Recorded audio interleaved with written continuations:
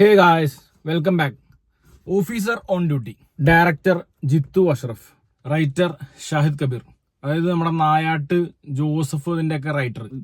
അത് ഭയങ്കര ഗ്രിപ്പിംഗ് ആയിട്ടുള്ള ഒരു സ്റ്റോറി ലൈനാണ്. നെക്സ്റ്റ് സീക്വൻസ് എന്താണെന്ന് നമുക്ക് പ്രഡിക്റ്റ് ചെയ്യാൻ പറ്റാണ്ട് നമുക്ക് ഭയങ്കര ഇന്റൻസ് ആയിട്ട് കണക്ഷൻ തരുന്ന ഒരു സ്ക്രിപ്റ്റാണ്. ഓഫ് കോഴ്സ് ഇതൊരു പോലീസ് ഓഫീസറുടെ കഥയാണ്, ഒരു ഇൻവെസ്റ്റിഗേഷൻ ത്രില്ലർ മൂവിയാണ്. കുഞ്ചാക്കോവനെ ഇത്ര ടഫായിട്ട് ഒരു ക്യാരക്ടറിൽ ഇതിനു മുമ്പ് അവതരിപ്പിച്ചിട്ടുണ്ടോ എന്ന് വളരെ ഡൗട്ടാണ്. സിനിമ തുടങ്ങുമ്പോൾ തന്നെ നമുക്ക് മനസ്സിലാവും ആള് ഭയങ്കര ടഫാണ്, ആള് ഭയങ്കര റഫാണെന്ന്. ആ ഒരു സാധനം പുള്ളി നല്ല രീതിയിൽ ക്യാരി ചെയ്ത് കൊണ്ടുപോയിട്ടുണ്ട്.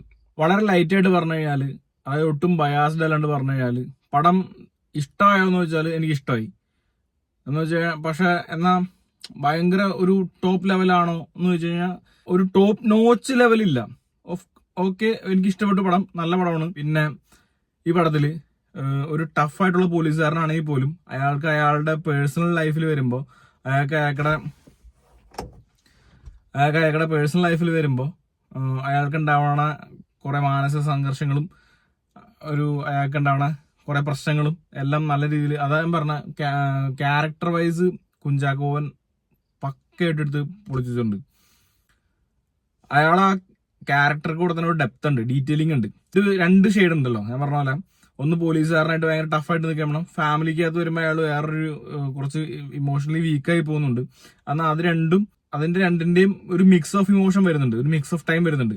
ആ സമയത്ത് പുള്ളി അത് നല്ല രീതിയിൽ ക്യാരി ഓവർ ചെയ്തിട്ടുണ്ട്. ഈ പടത്തിലെ മറ്റ് ആക്ടേഴ്സ്, പ്രിയാമണി ഗ്രാൻഡ് മാസ്റ്റർ ഒക്കെ സിനിമയില്ലേ അതുപോലത്തെ ആ ഒരു സെയിം എക്സ്റ്റൻഷൻ പോലെ എനിക്ക് ഫീൽ ചെയ്തത്.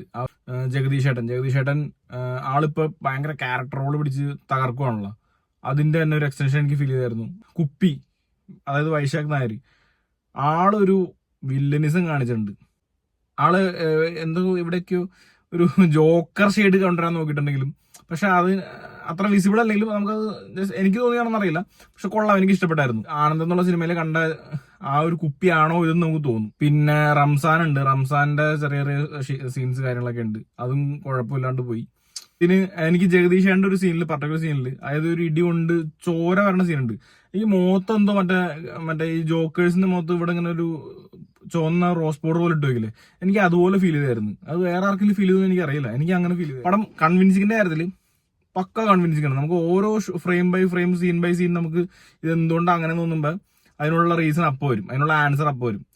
അങ്ങനെ വരുമ്പോൾ നമുക്ക് ഡൗട്ട്സ് ഇല്ലാണ്ട് ഭയങ്കര ക്ലാരിറ്റി ആയിട്ട് പക്കയായിട്ട് നമുക്ക് കണ്ട് മനസ്സിലാക്കി പോകാൻ പറ്റും. സോ ഫൈനൽ നോട്ട് എന്ന് വെച്ചാൽ, ഒരു ഔട്ട് ആൻഡ് ഔട്ട് ആയിട്ടുള്ള ഒരു ത്രില്ലർ മൂവി നിങ്ങൾ തിയേറ്ററിൽ പോയി കാണണം എന്നുണ്ടെങ്കിൽ ഇത് നിങ്ങൾക്ക് കാണാം. കുട്ടികളെ വളർത്തുന്ന യുവതലമുറയുടെ പാരന്റ്സ് ഇത് മസ്റ്റായിട്ട് കണ്ടിരിക്കണം. കാരണം എന്താ വെച്ചാൽ അവരുടെ മക്കളുടെ ഡ്രഗ്സിന്റെ അങ്ങനെയുള്ള കാര്യങ്ങളൊക്കെ കാണിക്കുന്നുണ്ട്, കുറെ ഉപദേശങ്ങൾ കാര്യങ്ങളൊക്കെ ഈ സിനിമയിലുണ്ട്. സോ വീണ്ടും നമുക്കിടയിലേക്ക് ഒരു ത്രില്ലർ മൂവി അല്ലെങ്കിൽ ഒരു പോലീസ് മൂവി നമുക്കിടയിലേക്ക് ഇറങ്ങി വന്നിരിക്കുകയാണ്.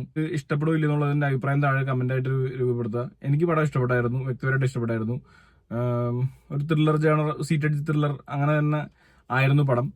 ക്ലൈമാക്സിലേക്ക് എടുക്കുമ്പോൾ നമുക്കറിയാം, കണ്ടുപിടിച്ച് തെളിഞ്ഞു കഴിഞ്ഞാൽ പിന്നെ നമുക്ക് ആ സീറ്റഡ് സാധനം പോയി.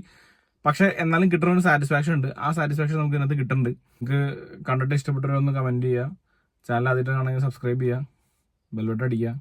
ഇഷ്ടം കൂടി കൂടിക്കോ.